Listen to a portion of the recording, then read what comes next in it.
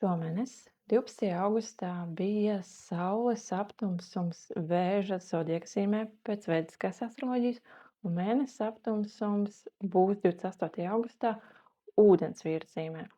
Tātad šīs divas zīmes visizteiktāk turpmākā pusgada laikā izjutīs aptumsuma ietekmi. Un par Vēžiem tad sākšu.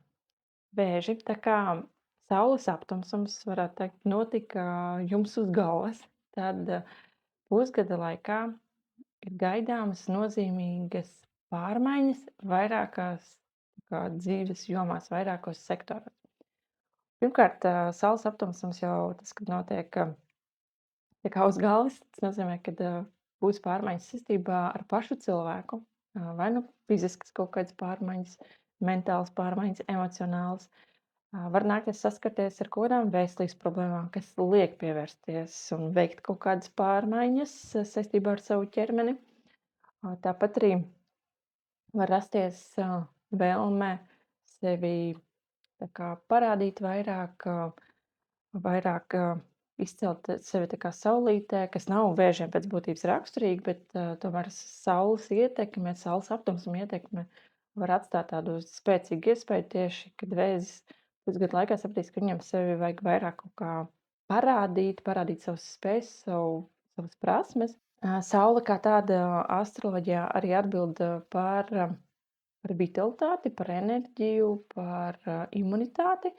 Tad veselības tēma kā tāda pusgadu laikā būs aktuāla Vēžiem. Būs aktuāla arī tāda personīgā izaugsme. Partnerattiecību sektors būs ļoti aktuāls. Arī tajā jomā ir gaidāmas pārmaiņas. Vai nu uz labo pusi, vai uz slikto pusi, bet pārmaiņas ir gaidāmas.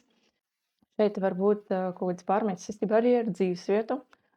Kāds no Vēžiem var mainīt dzīvesvietu uz kaut ko labāku, uz kaut ko sliktāku. Var būt pārmaiņas esošajā dzīvesvietā, bet dzīvesvietas jautājums arī pusgadu laikā būs ļoti aktuāls. Vēl Vēžiem šī periodā, dēļ tā, kad mēnesis aptumsums notiks Ūdensvīra zīmē, un Vēžiem tā ir 8. māja, kas norāda, ka var būt arī kaut kādas transformācijas, kaut kādas krīzes, vai tāda intensīva izaugsme garīgajā jomā. Tas jau būs atkarīgs no tā, kuru virzienu Vēzis pats vairāk izvēlēsies. 8. māja, protams, arī norāda to, ka Vēzim ir gaidāmas pārmaiņas iespējams ar ienākumiem. Var mainīties ienākumu avots. Var, ja iepriekš Vēzis saņēma naudu no viena avota, tad tagad var mainīties cits. Vēzis var vispār mainīt nodarbošanās, mainīt darbu šī laika posmā. Mainīsies Vēža ienākumi no malas, tā kā partnera ienākumi. Tas var būt biznesa partners, varbūt attiecībās partners. Tas var būt tā, ka, ja Vēzis bija viens pats, tad viņa dzīvē ienāk cilvēks, kurš arī ienāk ar savu naudu. Vai, piemēram, vai tieši otrādi partneris aiziet un Vēzis paliek tikai ar savu naudu. Bet tā tad nauda no malas, arī tā situācija, tur arī kaut kas mainīsies. Ja kādam ir kaut kādas darīšanas ar mantojumiem, kredītiem, pabalstiem, alimentiem, tad šīs tēmas arī pusgadu laikā būs ļoti aktuālas, un tur būs kaut kas tā kā jāsakārto un jānoliek tā kā malā. Kad viss.